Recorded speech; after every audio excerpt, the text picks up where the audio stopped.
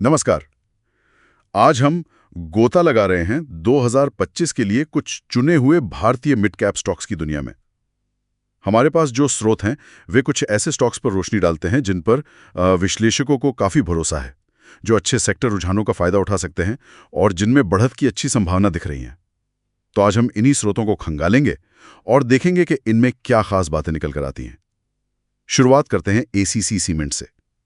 फिलहाल यह है करीब 1950 से 1999 रुपए के आसपास, लेकिन विश्लेषकों का लक्ष्य है 2765 से 2887 रुपए तक का।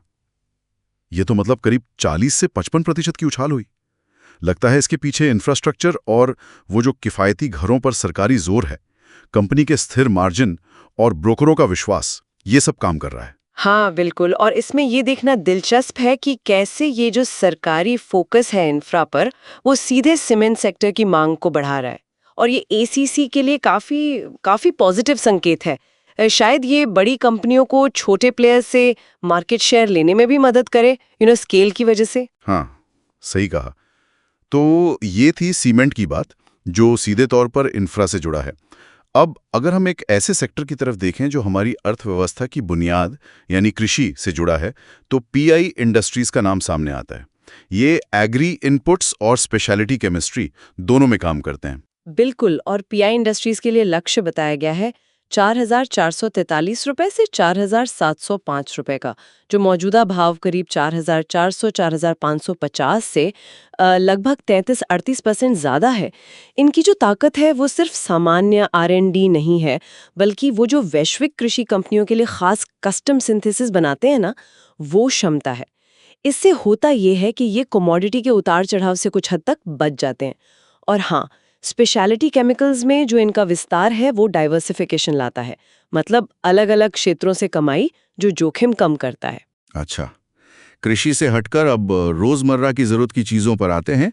क्रॉम्पटन ग्रीव्स कंज्यूमर इलेक्ट्रिकल्स, पंखे, लाइटिंग उपकरण, इन सब में एक जाना माना नाम है। यहाँ लक्ष्य 499-520 रुपए का दिख रहा है। मौजूदा 345-366 से करीब 42-45% ऊपर। कहा जा रहा है कि ये स्मार्ट होम ट्रेंड्स और ग्रामीण मांग का फायदा उठा रहे हैं। देखिए, बढ़ती आय और शहरीकरण से स्मार्ट होम उपकरणों की मांग बढ़ना तो हाँ स्वाभाविक है, और क्रॉम्पटन की पोजीशन अच्छी है इसमें। लेकिन ये जो ग्रामीण मांग वाली बात है, वो एक संभावना तो है, पर वो मानसून और कृषि आय पर बहुत निर्भर करती है, जो मतलब हमेशा थोड़ी अनिश्चित होती है। तो वो शायद उतना सीधा रास्ता ना हो जैसा लग रहा है। अच्छा नुक्ता है। मॉनसून तो हमेशा एक फैक्टर रहता ही है। चलिए अब एक ऐसे स्टॉक को देखते हैं जिसे स्रोत छुपा रुस्तम कह रहे हैं, पॉलीकैब इंडिया। ये वायर्स, केबल्स और एफएमईजी मतलब फास्ट मूविंग इलेक्ट्रिकल गुड्स इस सेक्टर में है। इन्हें इलेक्ट्रिफिकेशन, सरकारी पीएलआई योजनाओं मतलब प्रोडक्शन लिंक्ड इंसेंटिव्स और इंफ्रा विस्तार से फायदा मिलने की उम्मीद है। केबल बाजार में इनका करीब 25-26% हिस्सा बताया गया है। काफी बड़ा है ना? जी हाँ, 25-26% हिस्सा वाकई मजबूत है। लेकिन यहाँ ये समझना ज़रूरी है कि ये जो वायर और केबल मार्केट है ना, इसमें कंपटीशन बहुत है। सरकारी नीतियाँ और इंफ्रा खर्च इसे रफ्तार तो देंगी बिल्कुल, पर बढ़ती प्रतिस्पर्धा के बीच इस हिस्सेदारी को बनाए रखना या बढ़ाना, ये पॉलीकैब के लिए एक चुनौती भी रहेगी। सही कहा, कंपटीशन पर नजर रखनी होगी।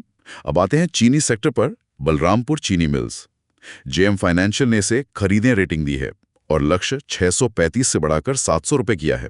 मौजूदा 600 रुपए से करीब 17% ज्यादा। अवसर बेहतर चीनी मार्जिन, बिक्री बढ़ने और उप उत्पादों से कमाई में दिख रहे हैं। और वो उप उत्पाद, खासकर एथेनॉल, बहुत महत्वपूर्ण हो गए हैं अब, क्योंकि चीनी की कीमतें अक्सर मतलब ऊपर नीचे होती रहती हैं। ऐसे में इथेनॉल जैसे सह उत्पादों से जो आय बढ़ रही है, वो कंपनी के लिए एक तरह का बफर बन जाता है। जोखिम कम होता है और मुनाफे में थोड़ी स्थिरता आती है।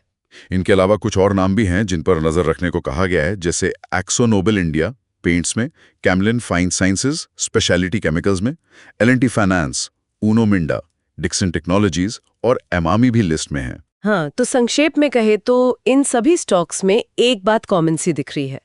ये या तो किसी बड़े सरकारी पुश जैसे इंफ्रा या पीएलआई का फायदा उठा रहे, या फिर बढ़ती उपभोक्ता मांग, कृषि सुधार, या फिर डाइवर्सिफिकेशन मतलब अपने कारोबार को फैलाने की रणनीति इस पे चल रहे हैं। विश्लेषकों का भरोसा और पोर्टफोलियो में विविधता लाने की क्षमता, ये चीजें इन्हें आकर्षक बना रही हैं। लेकिन तस्वीर हमेशा गुलाबी नहीं होती, कुछ जोखिम भी तो होंगे इन सब में। बिल्कुल, जोखिम तो हमेशा रहते हैं। सबसे पहले कमोडिटी की कीमतों का उतार चढ़ाव। ये एसीसी मतलब सीमेंट और बलरामपुर यानी चीनी, इनके लिए काफी अहम है। दूसरा, ब्याज दरें। अगर ये बढ़ती है तो निर्माण और शायद ग्रामीण इलाकों में मांग पर असर पड़ सकता है। तीसरा, कच्चे माल की लागत, खासकर केमिकल्स और इलेक्ट्रिकल सेक्टर के लिए। और आखिर में कंपनी का खुद का प्रदर्शन कैसा रहता है और बाजार में बढ़ती प्रतिस्पर्धा, इन्हें भी नजरअंदाज नहीं किया जा सकता। तो इन सब बातों को ध्यान में रखते हुए स्रोत आगे के लिए क्या सुझाव देते हैं, मतलब क्या कदम उठाने चाहिए? देखिए, मुख्य सुझाव कुछ इस तरह के हैं। पहला, जोखिम कम करने के लिए इन अलग अलग क्षेत्रों में निवेश को बांटना, जिसे हम डाइवर्सिफिकेशन कहते हैं। मतलब इंफ्रा, कृषि, उपभोक्ता, चीनी, सब में थोड़ा थोड़ा। दूसरा, उन ट्रिगर्स या उत्प्रेरकों पर नजर रखना जो स्टॉक को गति दे सकते हैं, जैसे बजट की घोषणाएं, कृषि नीतियां, मांग के आंकड़े, चीनी नीति वगैरह। तीसरा, हर तिमाही नतीजों की बारीकी से समीक्षा करना, खासकर मार्जिन और बिक्री की मात्रा। और चौथा, जो बड़े आर्थिक संकेत हैं, जैसे आरबीआई की पॉलिसी, कमोडिटी के ट्रेंड्स, उनके आधार पर स्टॉप लॉस सेट करना। मतलब एक स्तर तय करना कि अगर स्टॉक उससे नीचे जाए तो नुकसान सीमित करने के लिए बेच देंगे, और जरूरत पड़ने पर अपने पोर्टफोलियो को रीबैलेंस करना। तो ये थी 2025 के लिए कुछ संभावित मिड कैप स्टॉक्स पर हमारी चर्चा, जिनमें ACC, pi industries, Crompton Greaves, Polycab India और बलरामपुर चीनी मिल्स शामिल थे।